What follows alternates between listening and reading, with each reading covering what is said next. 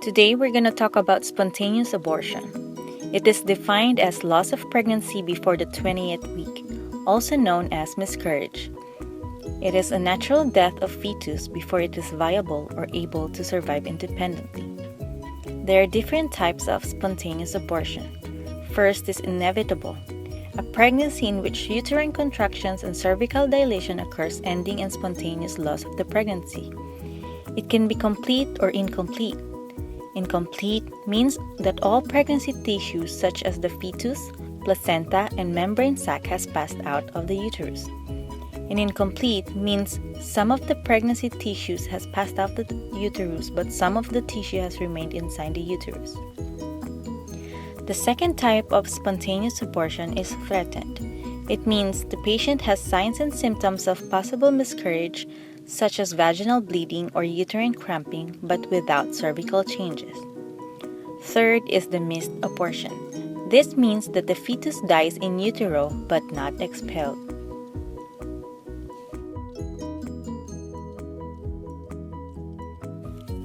There are risk factors for spontaneous abortion.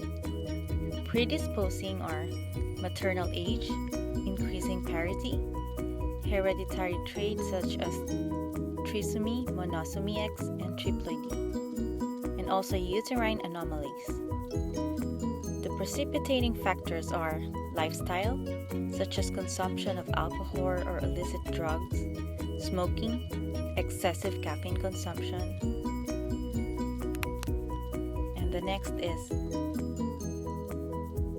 ingestion of teratogenic drugs, such as isotretinoin, environmental factors such as radiation and toxins, and infections like syphilis, toxoplasmosis, and chlamydia. And it manifests the signs and symptoms of uterine contraction, cervical dilation, and vaginal bleeding. And ultimately, it will lead to expulsions of the products of pregnancy. With these kinds of patients, as nurses, we need to assess. We need to assess for hemodynamic status to prevent hemorrhages. We need to check for recurrent miscarriage. We need to check for blood type for Rh incompatibility to prevent ESA immunization of the next pregnancy. There are 3 tests that is done to use to diagnose a spontaneous abortion. 1. By using ultrasonography. 2. Karyotyping. And 3. Hysteroscopy.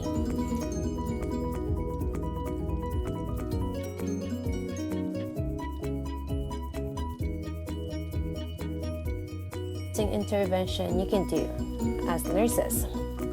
To name a few, for complete spontaneous abortion, 1. You can hydrate and monitor patient status, and 2. Provide emotional support to the patient. For incomplete spontaneous abortion, 1. You could assist the physician in performing a dilation and curettage or suction curettage to evacuate the remainder of the pregnancy from the uterus.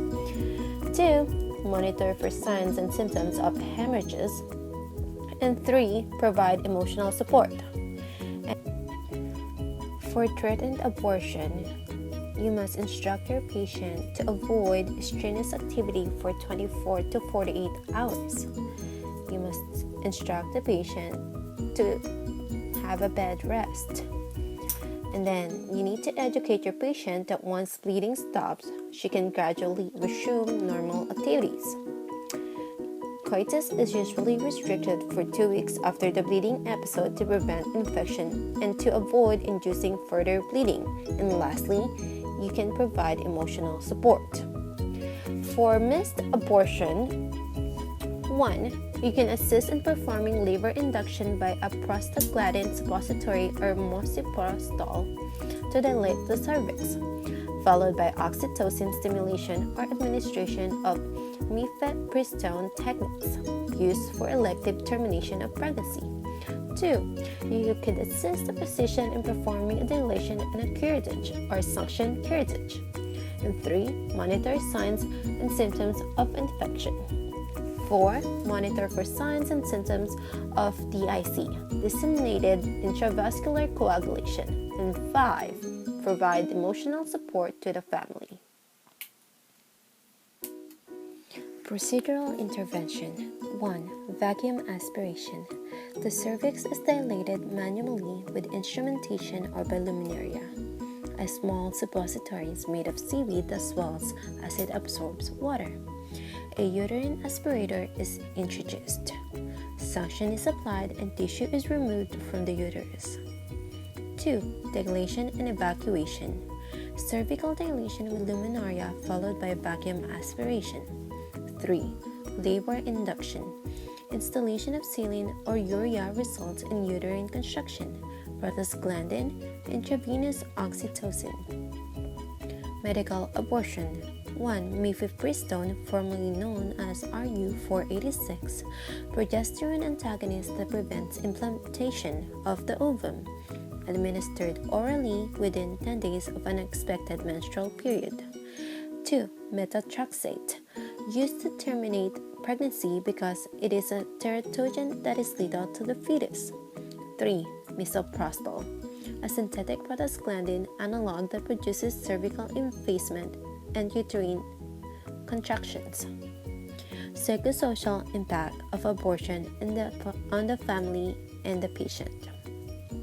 Because patients experience loss and anxiety, emotional support and understanding are important aspects of nursing care.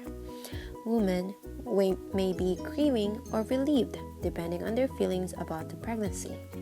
Providing opportunities for the patient to talk and express her emotions is helpful and also provides clues for the nurse on planning more specific care.